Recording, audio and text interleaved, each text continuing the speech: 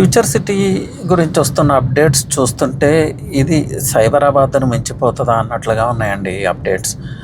So future సిటీలో రీసెంట్గా cricket stadium గురించి అనౌన్స్మెంట్, ఓన్లీ అనౌన్స్మెంట్ కాదు, ఒక అఫీషియల్స్ బృందం అలాగే స్పోర్ట్స్ లీడర్స్ కొంతమంది వివిధ దేశాలను సందర్శించనున్నారు. ఎందుకు, ఎక్కడైతే వరల్డ్లో బెస్ట్ స్టేడియంస్ ఉన్నాయో ఆ స్టేడియంస్ని, ఆస్ట్రేలియా కావచ్చు, సౌత్ ఆఫ్రికా కావచ్చు, ఇంగ్లాండ్ కావచ్చు, ఈ 3 కంట్రీస్ని నెక్స్ట్ మంత్ ఈ టీమ్ వెళ్ళి విజిట్ చేసి అక్కడ ఉన్న బెస్ట్ ప్రాక్టీసెస్ ఏంటో తెలుసుకుని వస్తుంది. ఎందుకు తెలుసుకోవటం అంటే అలాంటి బెస్ట్ ప్రాక్టీసెస్ని, అలాంటి ఇన్ఫ్రాస్ట్రక్చర్ని ఫ్యూచర్ సిటీలో ఇంప్లిమెంట్ చేయటం.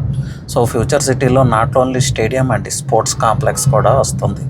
Sports complex around 50+ sports related complex. ఇది కోచెస్ ఉంటారు, ప్లేయర్స్ ఉంటారు, ట్రైనింగ్స్ ఉంటాయి, స్పోర్ట్స్ రిలేటెడ్ అడ్మినిస్ట్రేషన్, ఎవ్రీథింగ్ అక్కడ ఉంటుంది ఇన్ఫ్రాస్ట్రక్చర్.